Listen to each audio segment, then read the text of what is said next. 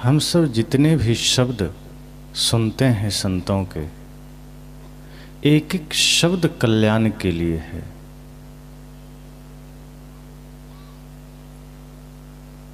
अब तय हमें करना है कि हम किस शब्द से जीवन को बदल पाते हैं।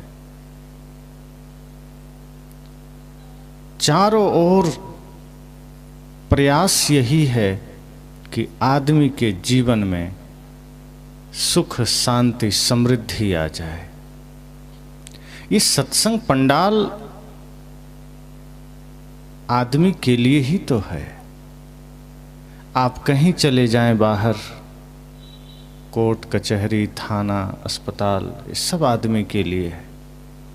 हालांकि आज के समय में जानवरों के भी अस्पताल हैं, लेकिन जानवरों के अस्पताल अब इसलिए बने हैं क्योंकि वे जानवर आदमी के संग में रहने लगे। जो जानवर आदमी के संग में नहीं रहते वो बीमार भी नहीं पड़ते। आदमी की बीमारी अब जानवरों में आ गई है और इस वजह से कहीं कहीं जानवरों के अस्पताल मिलेंगे, लेकिन जानवरों के लिए कोई सत्संग स्थल नहीं है, जानवरों के लिए कोई कोर्ट कचहरी नहीं है। आपके खेत में कोई बढ़िया फसल लगा हो और किसी का बैल आकर खा जाए तो उस पर कोई मुकदमा नहीं चलेगा। हाँ, जिसका बैल है उस पर जरूर दो चार बातें किसी ने कह दी, उसको सुना देगा, मालिक है वो, लेकिन बैल को कोई नहीं कहेगा। ये सत्संग आदमी के लिए है। कोर्ट कचहरी न्यायालय सब आदमी के लिए है। आदमी को ही बदलने की चेष्टा संपूर्ण शास्त्रों ने की है। किसी शास्त्र में आपने नहीं पढ़ा होगा कि ये ज्ञान अगर बिल्ली सुन ले तो वो धार्मिक हो जाएगी, कि यह ज्ञान अगर कुत्ता सुन ले तो धार्मिक हो जाएगा, बैल सुन ले तो धार्मिक हो जाएगा। उन जितने भी जीव जंतु हैं वो प्रकृति में जीते हैं, उनमें सारे गुण निहित हैं जो उनमें होने चाहिए। गधा में जो गुण होने चाहिए वो गधा में है, उसमें कोई कमी नहीं है। बैल में जो गुण होना चाहिए वो बैल में है, कुत्ता में जो गुण होना चाहिए वो कुत्ता में है, लेकिन आदमी में नहीं है जो गुण आदमी में होना चाहिए। इसलिए हमारे मनुष्यों ने कहा मनुर्भव, मनुष्य बनो। उन्होंने ये नहीं कहा कुकुर भव, कुत्ता बनो। कुत्ता से नहीं कहा तुम कुत्ता बनो, क्योंकि कुत्ता बना हुआ है पहले से। कभी भी ऐसा नहीं हुआ कि कुत्ता बड़ा हुआ और किसी ने कहा नहीं अभी ये पूरा कुत्ता नहीं बना, अभी थोड़ा दिन पढ़ेगा लिखेगा तो कुत्ता बनेगा। कि नहीं अभी ये पूरा बैल नहीं बना, थोड़ा बैलों के संग में जाएगा तो बैल बनेगा। वो जन्म से बैल है, जन्म से कुत्ता है, जन्म से गधा है, जन्म से बिल्ली है और जीवन पर्यंत बिल्ली बन के रहती है और उसमें परिवर्तन भी नहीं हो सकता। अगर गाय शाकाहारी है आप उसे मार दीजिए भूखे, लेकिन मांस नहीं खा सकती। शेर मांसाहारी है, आप उसे मार दीजिए भूखे, लेकिन वो दाल भात सब्जी नहीं खा सकता। वो प्रकृति में है, अपने धर्म पर है, उनके लिए कोई सत्संग की आवश्यकता नहीं। गाय ने कहीं दीक्षा थोड़ी ली है शाकाहारी बनने के लिए कि गुरु से माला ले लिया तो शाकाहारी बन गई। गधे ने कहीं शिक्षा नहीं लिया। और यदि आप चाहें कि हम बिल्ली को धार्मिक बना दें तो भी असंभव है।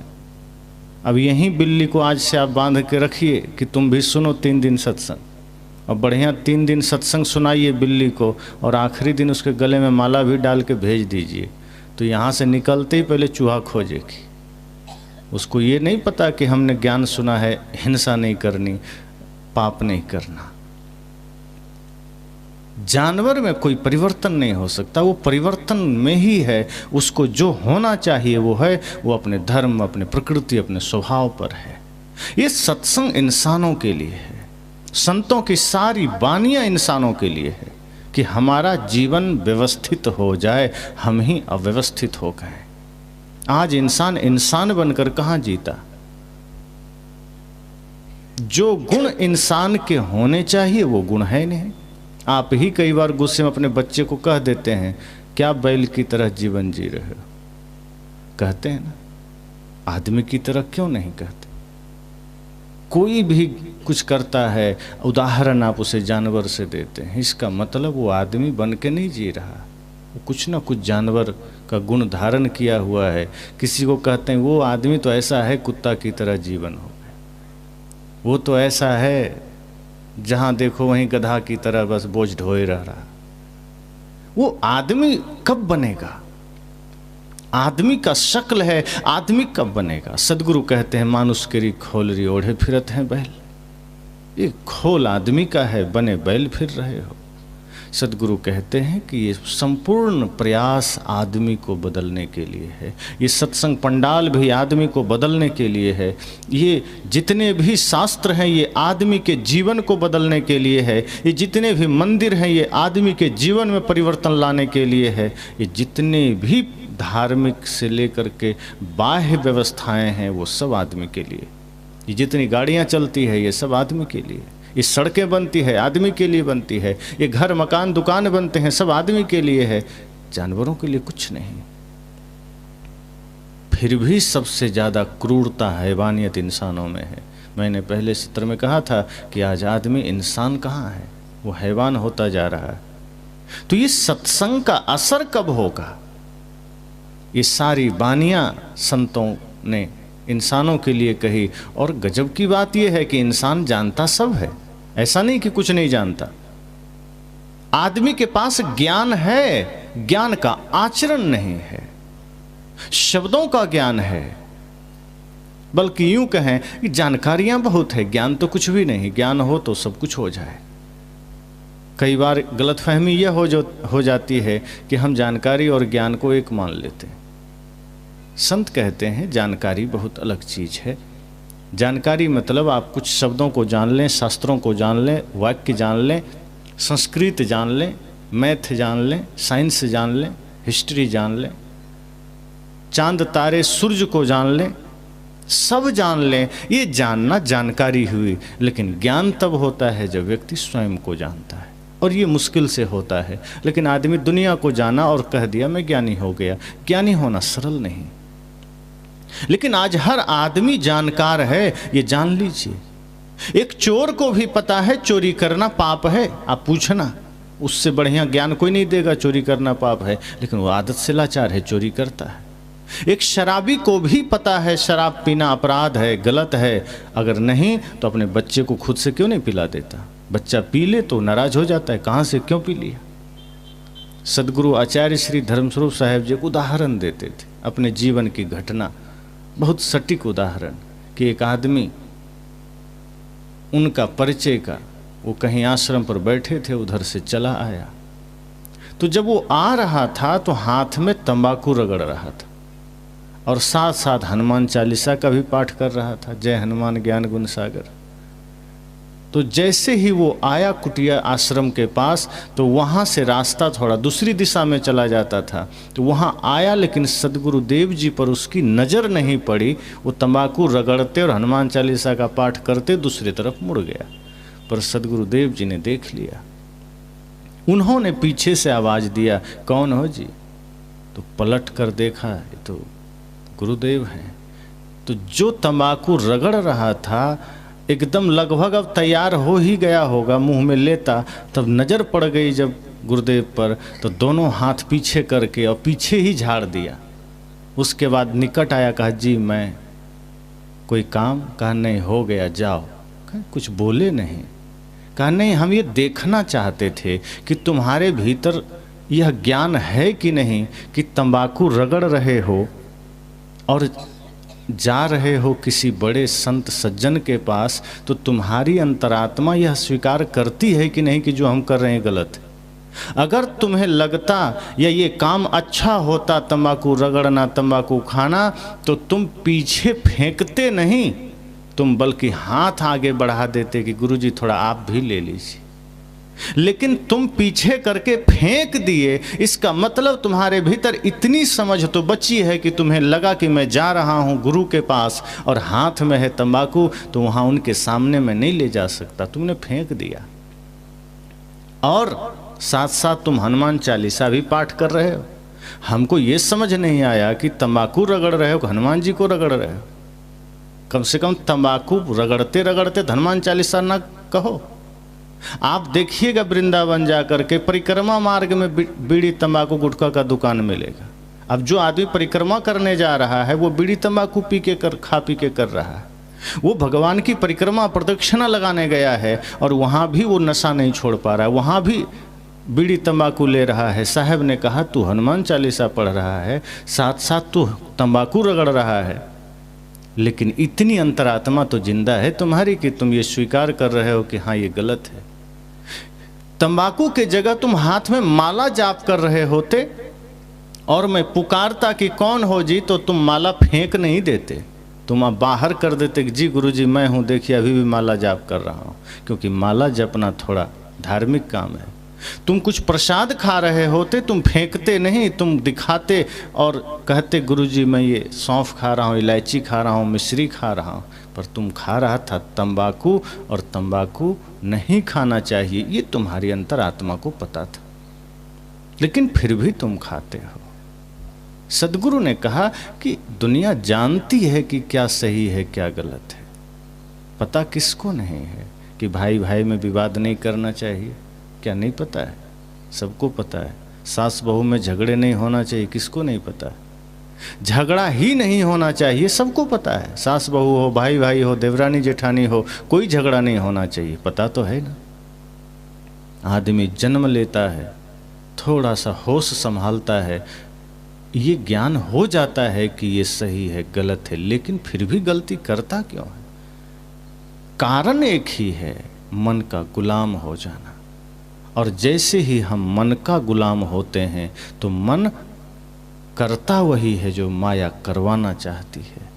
और माया कभी आपसे अच्छे काम नहीं करा सकती, वो आपको सदैव प्रपंच में ले जाएगी, वो आपको सदैव हिंसा में ले जाएगी, वो सदैव आपको क्रूरता में ले जाएगी।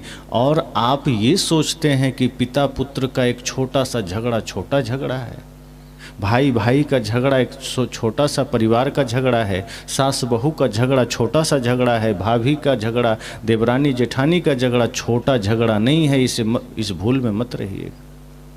जिस घर में छोटे छोटे झगड़े होते हैं वहाँ जन्म लेने वाले बच्चे धीरे धीरे झगड़ालू होते हैं, फिर उसकी पीढ़ियाँ खराब हो जाती हैं। आप अपने जीवन में छोटा सा झगड़ा करते हैं, लेकिन उसका प्रभाव आपकी संतानों पर पड़ता है, और उस घर में पलने वाले बच्चे धीरे धीरे झगड़ालू बनते हैं, फिर उनके बच्चे झगड़ालू बनते हैं, और एक पीढ़ी कई पीढ़ियों को हिंसात्मक बना देती है। ये छोटी सी बात नहीं है। आप जो करते हैं वो असर आपके संतानों पर होता है, आप जैसा जीते हैं उसका असर आपके आसपास के लोगों पर होता है। इसलिए संत कहते हैं ये ध्यान रखना, ज्ञान है, ज्ञान का आचरण नहीं है। शब्द है लेकिन जीवन में सत्य नहीं है, ग्रंथों का पाठ है लेकिन ग्रंथों का आचरण नहीं है। मैंने प्रथम सत्र में कहा था कि अब शास्त्रों को, भगवानों को, महापुरुषों को हमें बाहर निकालना होगा, अपने जीवन में उतारना होगा। यही बात अभी है कि हम सुनते बहुत हैं, जानकारियां बहुत है, उसका आचरण नहीं है। हम सुने कम, चलें ज़्यादा। जानकारी होना अच्छी बात है, लेकिन उस जानकारी का लाभ क्या है जीवन में?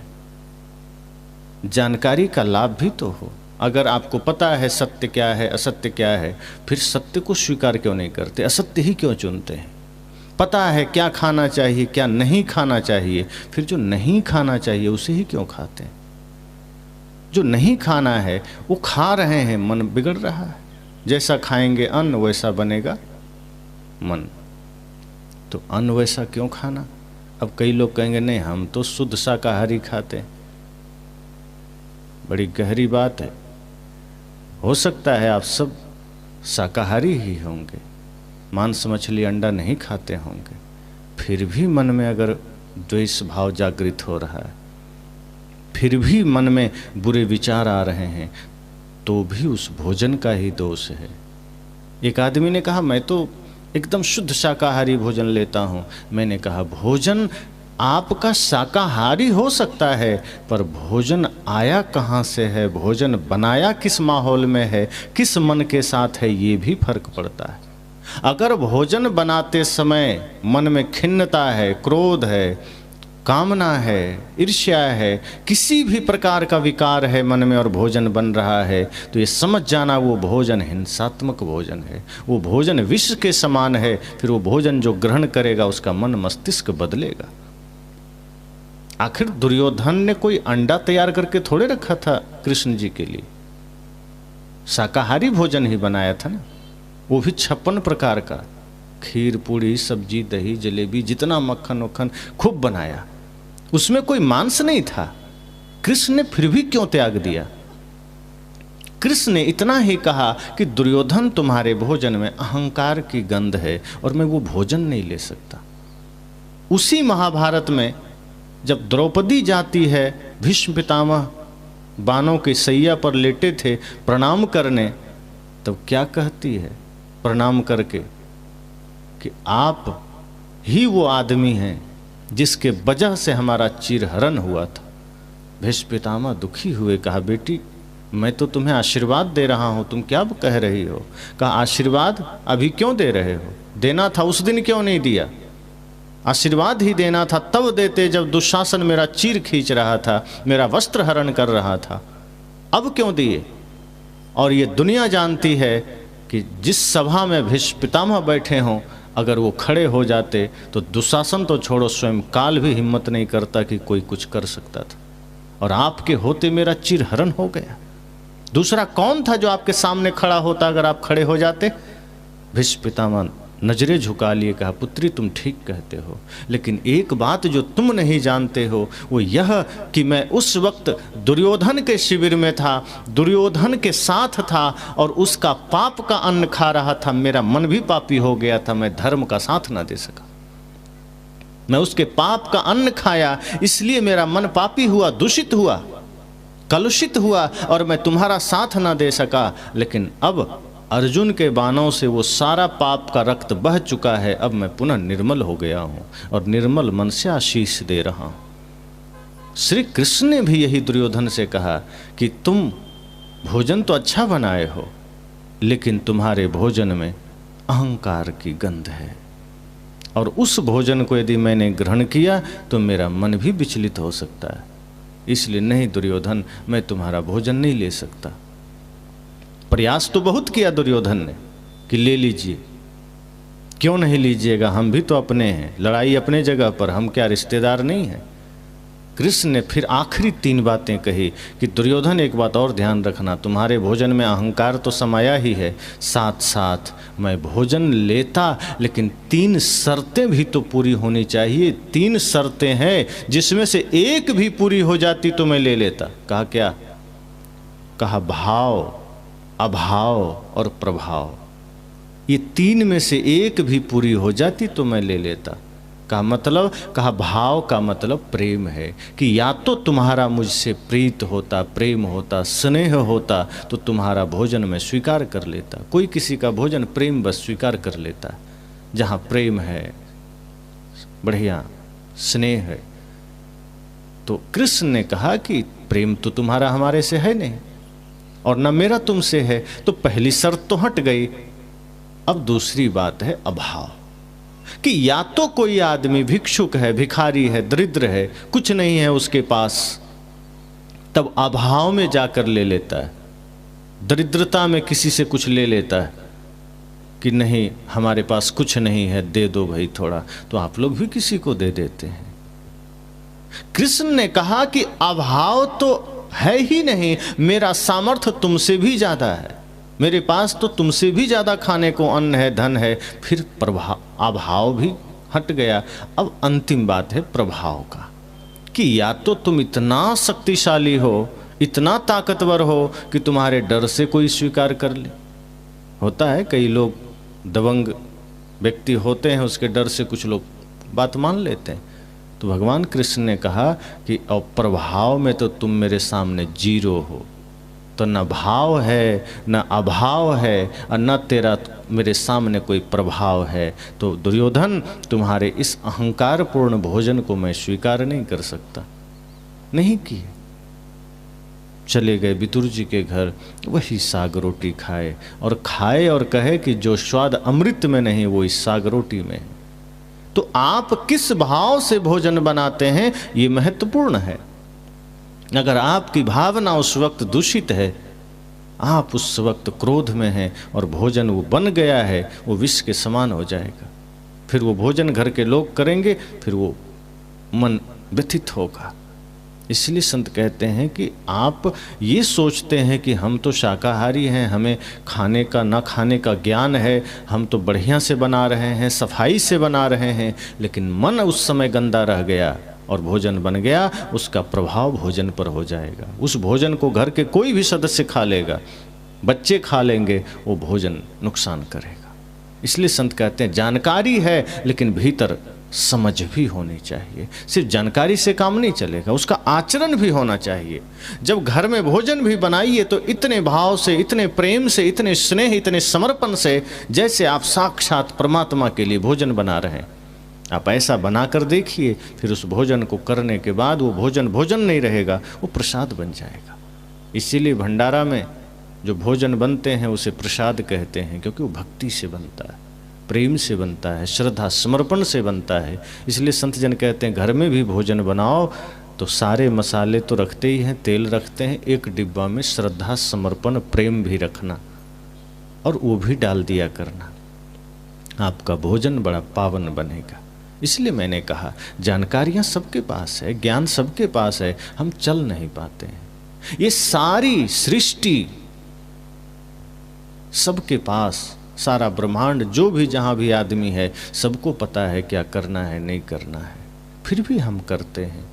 और फिर भी शास्त्र यही कहता है कि नहीं, इंसान को बदलना पड़ेगा, इंसान के जीवन में परिवर्तन लाना पड़ेगा। ये सत्संग का प्रयास भी इसीलिए है। यहाँ जो आयोजकों ने ये सत्संग रखा है, इसका उद्देश्य कोई दूसरा थोड़े है।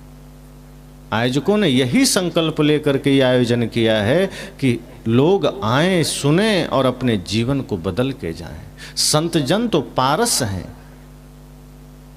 बल्कि पारस तो फिर भी लोहा को सोना करता है। सदगुरु तो कहते हैं पारस और उस संत में बड़ो अंतरो जान, वो लोहा कंचन करे गुरु कर ले आप समान। जो सच्चे गुरु हैं, संत हैं, वो तो पारस से भी ऊपर है, क्योंकि पारस पत्थर से लोहा छू जाए सोना बनता है। लेकिन सदगुरु कहते हैं कि जब संत और गुरु से आपका जीवन जुड़ जाता है तो आपके भीतर गुरुत्व पैदा हो जाता है, वही सत्य, अहिंसा, प्रेम, करुणा पैदा हो जाती। संत गुरुजन कभी नहीं चाहते कि कोई हमारा शिष्य बने, संत गुरुजन यही चाहते हैं कि लोग मेरी तरह बने, मुझसे भी ऊपर चला जाए, उनके भीतर भी वही सत्य हो, वही निष्ठा, वही ज्ञान, वही समर्पण हो। सदगुरु कबीर भी थोड़े चाहते हैं कि कोई मेरा दास बने, मेरा शिष्य बने। जब वो तत्वाजीवा के यहाँ थे सदगुरु कबीर भरूच में, और जब तत्वाजीवा ने बड़ी सेवा की, पूजा की, और जब सदगुरु कबीर चलने लगे तो दुखी हुए तत्वाजीवा कि प्रभु आप चले जाएंगे, हमारा जीवन कैसे चलेगा। वो रोने लगे कि सदगुरु कबीर जा रहे हैं, हम कैसे जिएंगे। तो सदगुरु कबीर ने क्या कहा कि क्या सच में तुम मुझसे प्रेम करते हो, क्या सच में तुम मुझे चाहते हो। कहा जी गुरुजी बहुत चाहते हैं। तो साहब ने क्या कहा, जो तू चाहे मुझको तो छाड़ सकल की आस। साहब ने कहा अगर सच में मुझे चाहते हो तो सबकी आशा छोड़ दो, मेरी भी। साहब ने क्या कहा, मेरी भी आशा छोड़ दो। मेरा शरीर से तुम्हें मोह अगर हो गया तो मेरा ज्ञान कहाँ गया। ज्ञान यह है कि शरीर में मोह मत करना। मैं शरीर में नहीं हूँ, मैं ज्ञान में हूँ। अगर तूने ज्ञान धारण किया तो समझना कि मैं तुमसे अलग नहीं हूँ। इस संत गुरुजन शरीर में नहीं होते, शरीर तो उनका भी नश्वर है। शरीर से अगर प्रीत करोगे तो शरीर तो मिटेगा, फिर दुख होगा। संतों का ज्ञान धारण करना, और जब उस ज्ञान को हृदय में धारण करोगे तो सदा लगेगा गुरु मेरे हृदय में है। सदगुरु श्री अभिलाष साहब चले गए शरीर से, लेकिन उनका आदर्श, उनका ज्ञान, उनकी मर्यादा, उनकी साधना शब्द बनकर आचरण बनकर, ज्ञान बनकर सबके हृदय में है। आंख बंद करिए, सदैव लगेगा वो मेरे साथ हैं। सदगुरु यही तो कहते हैं कि कभी भी गुरु ज्ञान में होता है। ज्ञान धारण किया कि गुरु को धारण कर लिया। सदगुरु ने कहा कि अगर तुम मुझे सच में चाहते हो तो कभी भी मोह मत करना, शरीर को मत चाहना। इस शरीर तो नश्वर है, आज नहीं तो कल मिट्टी में मिल जाएगा। क्या प्रेम करना शरीर से? प्रेम मेरी बातों से करो, मेरे ज्ञान से करो। और वो ज्ञान से प्रेम का अर्थ इतना ही है, उसे हृदय में धारण करो।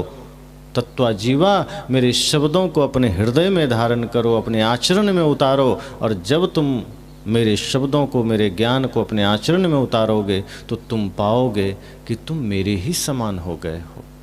फिर तुम में मुझ में कोई भेद नहीं है। छाड़ सकल की आस, साहब ने कहा मुझे ही ऐसा होए रहो, सब सुख तेरे पास। कहा जो सुख मेरे होने पर तुम्हें मिल रहा है, मेरे रहने पर जो शांति तुम पा रहे हो, बस मेरे समान बन जाओ। मैं नहीं रहूँगा तब भी तुम उतना ही सुखी रहोगे। मैं चला जाऊँगा फिर भी तुम उतना ही सुखी रहोगे। मेरे जाने से रोना मत। सदगुरु ने एक संदेश दिया कि कभी भी बाहर किसी चीज़ में लगाव मत करना। वो बिखरेगा, वो टूटेगा, उसका नाश होगा। और जिस चीज का नाश होना है, अगर उसमें प्रीति करोगे तो दुखी तो होगे ही।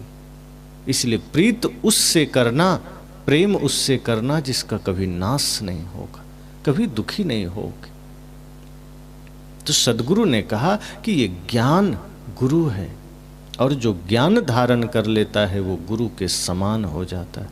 हम सब भी यही संकल्प लें कि हम सदगुरु संतों के वचनों को सुने, उनके शरीर में प्रीति ना करें, उनके वचनों को मानें।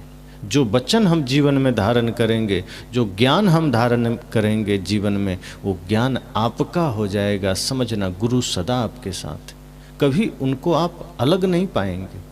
हम गुरु को अलग तभी देखते हैं जब हम उनके ज्ञान को हृदय में धारण नहीं करते। जब सदगुरु कबीर के एक एक शब्द हमारे जीवन में उतरेगा तो लगेगा जैसे कि सदगुरु कबीर तो सदैव मेरे हृदय में है, बाहर कहीं है ही नहीं। और बाहर जहाँ देखेंगे वो तो माया है। गो गोचर लग जह मन जाई, सो सब माया जाने ओ भाई। तुलसीदास जी कहते हैं कि जहाँ जहाँ आँखें जाएगी, और आँखें ही नहीं, ये जितनी भी इंद्रियां हैं, इनसे जिस भी भांति आप संसार को जानेंगे, चाहे कान से आप संसार को जानिए, आँख से संसार को जानिए, नाक से, मुख से, त्वचा से संसार को जानिए, वो सब माया है। और माया और आपका संबंध झूठा है और दुखदाई है। इसलिए ये ज्ञान आचरण में उतर गया, सुखी हो जाएंगे। तो सदगुरु कहते हैं कि मेरे जैसा हो जाओ, दुख मिट जाएगा। मेरे जैसा नहीं होगे, दुखी रहोगे। हम आज क्या करते हैं कि जो संदेश हमारे गुरुओं ने दिया, हम उनके तरह, उनके मार्ग पर चलने की चेष्टा नहीं करते हैं। हम सोचते हैं उनका मंदिर बना लें, उनका फोटो लगा लें, अगरबत्ती घुमा दें, उनकी कृपा बरस जाएगी। राम जी ने जितना तप किया, जितनी श्रम उन्होंने की, जितनी साधना की, हम सोचते हैं कि हमें करने की जरूरत नहीं है। हमें सिर्फ उनका फोटो चाहिए, उस पर माला चढ़ा देंगे, दिया जला देंगे, और बस कलयुग केवल नामधारा राम राम कर लेंगे, बेड़ा पार हो जाएगा। राम भी कहते हैं मेरे जैसा काम तुम्हें भी करना होगा। गुरु कहते हैं मेरे बताए मार्ग पर चलना होगा। इतना सरल नहीं है जीवन को सुंदर बनाना। घर सुंदर बनाया, सारी चीज़ें बाहर सुंदर बनाया, कपड़े सुंदर, जूता चप्पल सुंदर, मोबाइल सुंदर, लेकिन मन को सुंदर बनाना इतना भी सरल नहीं कि किसी दुकान में जाओ और कुछ सामान खरीद लो, मन सुंदर बन गया। मन को सुंदर बनाना है तो इसी सत्संग में बनेगा। शरीर सुंदर बन सकता है, और शरीर की सुंदरता तो क्षणिक है। शरीर को सजा लो, 1 घंटे बाद शरीर फिर वैसा ही हो जाता है। जैसे अभी लोग नववर्ष मना रहे हैं, और नया जैसा कुछ भी नहीं, सब कुछ तो पुराना है। अब समस्या ये है ना कि आदमी आज से 1 जनवरी को अब नया वर्ष मना लिया, 1 जनवरी से जैसे ही 2 जनवरी हुआ फिर वही पुरानापन शुरू हो गया, और वही पुरानापन अब चलेगा 31 दिसंबर तक।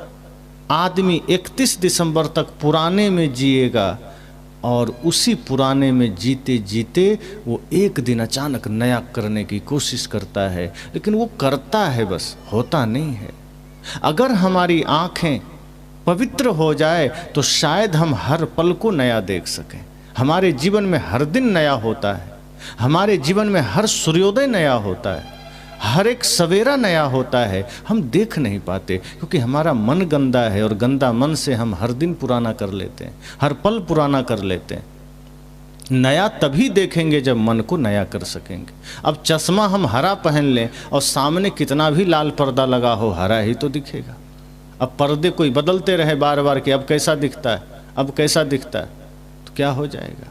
हरा पर्दा जब तक आँखों पर है, हरी पट्टी आँखों पर है, हरा चश्मा आँखों पर है, तो संसार कैसा भी बदलेगा हम उसके बदलाव को देख नहीं पाएंगे। इसलिए ज़रूरत है मन को बदलने की। मन नया हुआ, मन निर्मल हुआ कि बाहर के हर एक परिवर्तन का हिस्सा हम हो सकते हैं, बाहर के हर पल के नवीनता का हिस्सा हम हो सकते हैं। हर पल कुछ न कुछ नया घटित हो रहा है सृष्टि में, हर पल कुछ न कुछ नया बन रहा है, नई चीज़ें हमारे आँखों के सामने खिसक रही है, हम देख नहीं पाते हैं, हम पुराने में अटके हैं। इसलिए सद्गुरु कहते हैं जानिए और उसको जीवन में उतारिए। जानकारी इसलिए है ताकि आप उसको जी सकें। जानकारी मस्तिष्क में इकट्ठा करने के लिए नहीं है। ये जानकारियाँ इसलिए नहीं होती कि आप कहीं भी बुद्धि का व्यायाम कर सकें, ये जानकारियाँ जीने के लिए होती है। जैसे आपके पास भोजन है तो भोजन थाली में सजा करके फ़ोटो खींचने के लिए नहीं है, वो भोजन पेट भरने के लिए है। आप भोजन करेंगे तो पेट भरेगा। ये ज्ञान भी सिर्फ मस्तिष्क में सजा करके बांटने के लिए नहीं है, ये ज्ञान पहले हृदय में धारण करने के लिए है। जो ज्ञान हृदय में आया वही आपका धन बना, वही आपके जीवन को बदलेगा, और आपके जीवन के परिवर्तन से शायद दूसरा भी परिवर्तित हो जाए। लेकिन जो ज्ञान सिर्फ मस्तिष्क में बैठा है वो ज्ञान कुराफात करेगा। जो ज्ञान सिर्फ दिमाग में है वो सिर्फ कुतर्क करेगा। एक जगह मैं था, जैसे ही मैं मंच पर जा रहा हूँ, एक आदमी पान की दुकान से आवाज़ दे रहा है, एक प्रश्न का उत्तर बताइए, साक्षात्कार कैसे होगा। वो पान खा रहा है। हमने कुछ नहीं बोला। हमने सोचा कि अगर सच में उसको इसका जानकारी लेना होता, वो विनय भाव से आसन पर आता या चिट्टा में कुछ लिख करके पंडाल में देता। जो पंडाल में बैठने तक नहीं आया, पान दुकान में बैठ के पान खा रहा है, अगर वो साक्षात्कार और धर्म की कुछ बातें कर रहा है, सीधी सी बात है, वो कुछ पढ़ लिया है, कहीं जान लिया है, अब वो बुद्धि में धीरे धीरे वो उबाल मार रहा है। जब हम कुछ जान लेते हैं और पात्रता नहीं होती है तो भीतर भीतर वो, जैसे आदमी ज़्यादा खा ले तो अपच होता है ना, तो गैस बनाता है, फिर आदमी एसिडिटी की दवा खाता है। ये जानकारियाँ भी ऐसी ही है। अगर हमारी पात्रता नहीं है, ज्ञान के अनुसार आचरण नहीं है, तो हमारी ही बुद्धि को फिर वो उबाल मारने लगता है। फिर ऐसा लगेगा जब तक कोई शब्द बाहर न डालें, किसी को पूछे नहीं, किसी से जाने नहीं, तब तक समाधान नहीं होगा। पर जो वास्तव में जानकार हैं, ज्ञानी हैं, वो मौन रहते हैं, गंभीर रहते हैं। जब हृदय से कोई सवाल खड़ा होता है, जिज्ञासा के कोई प्रश्न खड़े होते हैं, विनय भाव से वो किसी से पूछते हैं। तो ज्ञान मस्तिष्क के लिए नहीं है। मस्तिष्क में ज्ञान आ जाए तो सिर्फ व्यायाम होता है, कुतर्क होगा, तर्क होगा, वितर्क होगा, लेकिन वही ज्ञान जब आचरण में आ जाए। इसलिए लोग आजकल जैसे बच्चे पढ़ाई को कंठस्थ करते हैं, पर शास्त्र संतों के ज्ञान कंठस्थ करने के लिए नहीं है, वो हृदयस्थ करने के लिए। कंठस्थ करेंगे तो कंठ तक अटका रहेगा, उधर से ऊपर ऊपर वो कोहराम मचाता रहेगा, फिर अपना ही ज्ञान अपने लिए खतरा बनता है। फिर आदमी नींद में भी बड़बड़ाता रहेगा। कई जगह आदमी आप देखेंगे इतना वो पढ़ लिया है कि वो जगह जगह कहेगा हमको भी माइक दीजिए, हम भी 1 घंटा बोलेंगे। क्यों भाई, हमको बोलना है, हम बहुत पढ़े हैं। अब वो ज्ञान इतना पढ़ लिया है, सुन लिया है कि मस्तिष्क में वो लगता है जैसे उबल रहा है। पानी उबालते हैं तो बाहर फेंकते रहता है, तो जब तक वो कुछ बोल नहीं लेगा भोजन नहीं पचेगा। ये स्थिति क्यों होती है? क्योंकि वो ज्ञान धीरे धीरे धीरे धीरे यहाँ नहीं आया। और यहाँ जो ज्ञान आता है वही हमारे आचरण में आता है, वही हमारे चिंतन में, वही हमारे वचन में, वही हमारे कर्म में आता है। और जो यहीं अटक गया वो यहीं से उड़ता रहेगा, वो दूसरों को परेशान करता रहेगा। इसलिए सद्गुरु कहते हैं ज्ञान के अनुसार आचरण। अगर यह हुआ तो समझना शांति का द्वार खुला, वरना सत्संग आसपास रहेगा, संत आसपास रहेंगे और हमें लगेगा कि फिर भी हम प्यास में हैं, फिर भी हम पीड़ा में हैं, फिर भी हम दर्द में हैं। पास रहने से कुछ थोड़े होता है, ज्ञान को जान लेने से कुछ थोड़े होता है, जीने से होता है। अब नदी के किनारे आप बैठे रहें दिन भर और कहें बड़ी प्यास लगी है, तो सदगुरु कबीर इसलिए तो कहते हैं पानी में मीन प्यासी मोहे सुन सुनावत हंसी। मछली ने कहा प्यास लगी है, सदगुरु कबीर कहते हैं हंसी आ रही है। तुम जिंदा हो इसका प्रमाण यही है कि तुम पानी में हो, और पानी में हो और फिर भी प्यासी हो। दरअसल वो किसी मछली को नहीं कह रहे हैं, वो मनुष्य को कह रहे हैं। क्योंकि मनुष्य भी कहता है हम सत्संग करते हैं, भजन करते हैं, पूजा करते हैं, फिर भी तृष्णा में है, फिर भी क्रोध में है, फिर भी लोभ में है, फिर भी ईर्ष्या द्वेष में है। सदगुरु कहते हैं इसका मतलब तुम सत्संग में तो हो, ध्यान में तो हो, ज्ञान में तो हो, लेकिन तुम उसका आचरण नहीं कर पा रहे हो। इसलिए पानी में मीन प्यासी, सत्संग में आए लेकिन सत्संग का कोई रंग नहीं चढ़ा, माया का ही रंग चढ़ गया।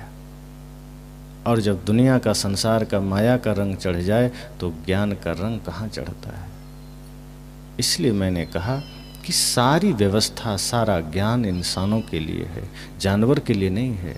इंसान को ही व्यवस्थित बनाना है। आप यहाँ से जाएं कहीं सुनसान में, आपको भय किससे लगता है? आदमी से ही लगता है। सांप बिल्ली से अब आदमी जल्दी नहीं डरता। आदमी इतना पावरफुल हो गया कि शेर को भी पिंजरे में कैद कर लिया, सांप को भी पकड़ करके खूब नचाता है, बंदर को नचाता है। लेकिन आदमी को डर आदमी से लगता है। आदमी को देख कर डर रहा है आदमी, आदमी को लूट कर घर भर रहा है आदमी, समझ में आता नहीं क्या कर रहा है आदमी। आज आदमी ही आदमी को डरा रहा है। और ये सत्संग आदमी के लिए ही है। मैंने कहा ये बैल भैंस के लिए नहीं है, ये सारी व्यवस्थाएं आदमी के लिए है। ये जीवन में परिवर्तन आना चाहिए। और इसलिए हम तन से और मन से बीमार होते जा रहे हैं। इसलिए मन की बीमारी के लिए सत्संग है और तन की बीमारी के लिए अस्पताल है। वहाँ भी आपको एक तरफ से आदमी ही दिखेगा। और मन की बीमारी है तो यहाँ भी आदमी दिखेगा और कोर्ट कचहरी में भी दिखेगा। कोर्ट कचहरी में जो भीड़ है वो किस लिए है? तन की बीमारी की वजह से नहीं है, वो मन की बीमारी की वजह से।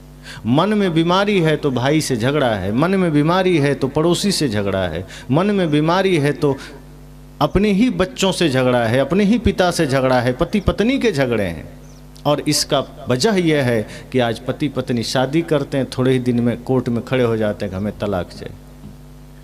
जब शादी हुई कसमें खाए थे 7 जन्म तक साथ देंगे, 7 महीना हुआ नहीं कि तलाक। क्यों? स्वार्थ आ गया, अहंकार आ गया, प्रेम रहा ही नहीं, प्रेम था ही नहीं, घर टूटा। वो ज्ञान, वो ध्यान, वो सत्संग सब खत्म। सदगुरु कहते हैं जिस दिन ज्ञान हृदय में उतर जाएगा उस दिन प्रेम सदैव बना रहेगा। प्रेम कभी परिवर्तित नहीं होता, लेकिन आकर्षण अगर हो गया है, मोह हो गया है, उसका रूप बदलता रहेगा। जहाँ सिर्फ मोह है वहाँ विवाद सदैव होता रहेगा। ये समझ जाना। अगर आप 2 साथी हैं, चाहे पति पत्नी हैं, भाई भाई हैं, मित्र हैं, कोई भी हैं, अगर आपका थोड़ी थोड़ी बातों में रोज विवाद होता है, समझ जाना वहाँ प्रेम बिल्कुल भी नहीं है, आकर्षण है, मोह है, समझौता है। अब जब तक वह मोह प्रेम में न बदलेगा विवाद कभी थमेगा नहीं, क्योंकि वहाँ फिर अपनी बात को आगे रखने की चेष्टा होगी, अपनी बात मनवाने का जिक्र और संकल्प होगा, हठ होगा। और जहाँ अपनी बात नहीं मानी जाएगी लड़ाई होगी। अपने अनुसार चलाने की चेष्टा होगी कि जैसा मैं कहूँ वैसे चलना। पति कहता है मैं तो परमेश्वर हूँ, तुम्हें मेरे अनुसार चलना है। पत्नी कहती परमेश्वर कभी रहा तुम, परमेश्वर जैसा काम किया। परमेश्वर का मतलब है जो मन वचन कर्म से निर्मल हो। राम जी में माता सीता की निष्ठा होना स्वाभाविक है, क्योंकि राम जी मर्यादा पुरुषोत्तम है। अगर आज कोई पति ये कहता है कि नहीं सीता की तरह तुम भी मेरे में उतनी ही निष्ठा रखो, तो पत्नियों को ये हक तो जरूर है कि वो भी देखें कि तुम राम की तरह हो कि नहीं। अब तुम निशाचर की तरह हो, चाहते हो राम जैसा प्रेम मिले, भाव मिले, नहीं मिलेगा। दोनों तरफ से वही समर्पण, वही प्रेम। और सच बात यह है कि प्रेम जहाँ होगा वहाँ दोनों में दोनों को परमात्मा दिखेगा। जहाँ मोह होगा वहाँ मोह कभी भी एक दूसरे में श्रेष्ठता का भाव नहीं दिखाएगा। जहाँ आकर्षण होगा वहाँ दूसरे में श्रेष्ठता आप देख ही नहीं पाएंगे। आप एक दूसरे को त्याग और प्रेम के भाव से नहीं देखेंगे, फिर स्वार्थ और अपने हठधर्मिता दिखेगी। वहाँ फिर परिवार बनता नहीं, बिगड़ता है। तो सारे ज्ञान का मूल यही है कि जहाँ ज्ञान उतरेगा वहाँ प्रेम भी जागृत होगा, वहाँ सत्य जागृत होगा। और अगर हम अभी उससे अलग हैं, विवादों में हैं, ईर्ष्या द्वेष में हैं, छल कपट में हैं, इसका मतलब ये ज्ञान हमारे आचरण से दूर है। ये ज्ञान को आचरण में उतारना है। प्रथम सत्र में मैंने सत्संग की बात कही थी। अभी मैं सत्संग में जो मिल रहा ज्ञान है, मैं डायरेक्ट उसकी बात कर रहा हूँ कि जो ज्ञान, जो सत्संग हम सुन रहे हैं, जो विचार हम सुन रहे हैं, ये हम सब के लिए ही है। हमें ही बदलना है। इस सृष्टि में सारी समस्या आदमी की वजह से है। एक भी समस्या का कारण कोई जानवर नहीं है। आपने कहीं अखबारों में नहीं सुना कि बॉर्डर क्रॉस करते समय एक बैल को आतंकवादियों समझ करके गोली मार दिया। बैल पार भी कर ले कोई नहीं रोकेगा, पकड़ के चेक करेगा कि इसमें कोई डिवाइस तो नहीं लगा। वो भी आदमी की वजह से शंका है। कोई चिड़िया आ गई इधर, वो भी सेना पकड़कर चेक करती है कि कोई पाकिस्तान का कोई बिगड़ेल आदमी भेज तो नहीं दिया। चिड़िया की गलती से नहीं, आदमी की मूर्खता के वजह से। जानवर को कोई समस्या नहीं, वो भारत का हो, पाकिस्तान का हो, नेपाल का हो, सब एक जैसा है। उससे खतरा भी नहीं है। मगरमच्छ से भी खतरा नहीं है। आदमी सब सीख लिया है बस में करना। आदमी को आदमी से खतरा है, और ये ज्ञान आदमी को ही सुधारने के लिए है। तो आदमी सुधर सके, इसकी चेष्टा सत्संग से है। आदमी में परिवर्तन आ सके, आदमी आदमी बन सके, आदमी कहीं चले इंसान की भांति चले, आदमी की तरह चले। हमारी दृष्टि इतनी पावन हो कि बाहर खुले तो सब में पवित्रता का दर्शन हो, और आंखें बंद हो तो अपनी कमियों पर ध्यान जाए। हम उल्टा करते हैं। आंखें खुलती है तो सबकी कमियां और सब पर कुदृष्टि करते हैं, और बंद होती है तो अपनी प्रशंसा और अपना ज्ञान खोजते हैं कि मैं सबसे ज्ञानी, मैं सबसे समझदार। यही हमारे पतन का सबसे बड़ा कारण। आंखें खोलिए तो जगत की सुंदरता को देखिए, एक दूसरे में पवित्रता को देखिए। जहां नारी है मातृत्व को देखिए, उनमें पवित्रता देखिए। पुरुष हैं उनमें परमात्मा को देखिए। चींटी से लेकर हाथी में भगवान को देखिए, सबकी अच्छाई को देखिए। नेत्र बंद करिए तो देखिए कि मेरा मन, मेरा विचार, मेरा आचरण कहीं कोई दाग तो नहीं, मेरे जीवन में कोई समस्या तो नहीं। अगर है तो उसे ठीक करिए। और दूसरे की अगर बुराई आप देखेंगे तो वो तो ठीक नहीं होगा, उसकी बुराई की वजह से आपका मन बुरा हो जाएगा। और आपका अधिकार भी नहीं कि आप दूसरे की बुराई देखें। ये प्रकृति ने आपको हक नहीं दिया। हक सिर्फ अपनी बुराई को देखने का है। सबकी गुण अपनी हमेशा गलतियां देखा करें, ये भजन है कि सबकी गुण देखिए।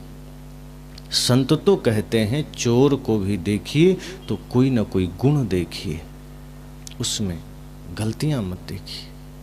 आप बदल ही नहीं पाएंगे। और हम दूसरे की गलतियां देखते रहते हैं। चर्चा भी करेंगे दो आदमी इकट्ठा होके तो किसी की गलतियों की करेंगे। हम कोई नया सृजन का बात नहीं करते कि दो आदमी इकट्ठे हुए तो कुछ अच्छा करना है जीवन में, ध्यान, सत्संग, कुछ ज्ञान की बात हो, समाज निर्माण की बात हो, बच्चे को कैसे बढ़िया संस्कार दें इसकी बात हो। नहीं, हम वो चर्चा नहीं करते। दो चार आदमी इकट्ठे हुए तो अरे वहाँ गए, वहाँ खाने को ठीक से नहीं दिया, वो आदमी बड़ा घमंडी है, तो उसका बेटा ठीक नहीं, उसका बहू ठीक नहीं। दिन रात यही बीती हुई बातों को मसलते रहते हैं, मथते रहते हैं। ये ऐसा ही है जैसे बालू को मथना, क्या मिलेगा? कुछ नहीं। ये मुर्दे को उखाड़ना ही तो हुआ। जहाँ गए वो निकल गया, समय बीत गया, क्या चर्चा करना। जिसके जीवन के बारे में आप चर्चा कर रहे हैं वो मौजूद भी नहीं है, व्यर्थ का चर्चा है। इसका मतलब यह नहीं कि वो आदमी बुरा है, इसका मतलब यह है कि हमारी दृष्टि बुरी है, कि हम बुराई पर ही डालते हैं, कि हम गंदी जगह में ले जाते हैं। ये हमारी कमजोरी है। जगत में कहीं कोई त्रुटियां दिखती है, इसका अर्थ यह नहीं कि जगत सच में त्रुटि वाला है, बुराई वाला है। इसका अर्थ सिर्फ इतना है कि हमारी आंखें खराब है, कि हम गंदगी देखते हैं। चाहे तो हम अच्छाई देख सकते हैं, चाहे तो इसी सृष्टि में हम अच्छा देख सकते हैं। हम समाज में जो शराबी है हम उसे देखते हैं, जुआड़ी है हम उसे देखते हैं, जो गलत कर रहा है उसे देखते हैं। कई लोग कहता है क्या करें, हमारे चारों तरफ तो नशेड़ी जुआड़ी सब है, उसी को देखते हैं तो कम से कम हम तो ठीक हैं। संत कहते हैं आपके समाज में अगर कोई एक धर्मात्मा है आप उसे क्यों नहीं देखते? आपके समाज में अगर कोई एक त्यागी है, सत्संगी है, वैरागी है, आप उसे क्यों नहीं देखते? आपके समाज में अगर ऐसे अच्छे लोग हैं आप उसे देखिए, उसका अनुसरण करिए, बुरे को क्या देखना। हो सकता है आपके इस परिवर्तन से बुरे भी बदल जाए, लेकिन अगर हम बुरे को देख करके हम भी बुरे बने रहेंगे तो संख्या बढ़ती जाएगी। इसलिए अच्छे को देखिए, पवित्रता का दर्शन करिए और अपने भीतर के ज्ञान को अपने आचरण बनाइए।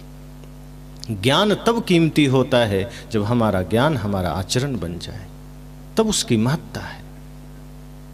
कितना भी बढ़िया ज्ञान है, घर है, परिवार है, शरीर है, शब्दों की जानकारी है, शास्त्र है हमारे पास, कुछ मतलब का नहीं। आचरण महत्वपूर्ण है।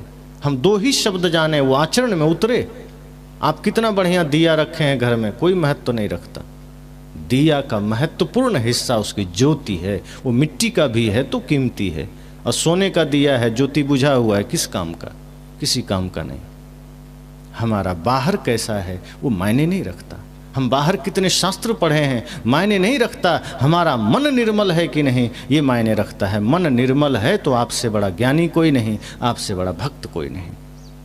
फिर आपके जीवन से संसार प्रेरित हो सकता है, फिर आपके जीवन से एक अलग सकारात्मक शक्ति का संचार होगा। और ऐसे माता पिता जब समाज में रहते हैं तो ऐसे धर्मात्मा माता पिता की संतानें भी धर्मात्मा हुआ करती। और हम नकारात्मकता में जीते हैं, हिंसा में जीते हैं, ईर्ष्या द्वेष में जीते हैं, तो हमारी संतानें भी बिगड़ जाती है, उन पर भी बुरा प्रभाव पड़ता है। इसलिए मैंने कहा ज्ञान आचरण बन सके, यह चेष्टा हो तो इस पहले दिन के दूसरी सभा में हम अपनी वाणी को विराम देते हैं।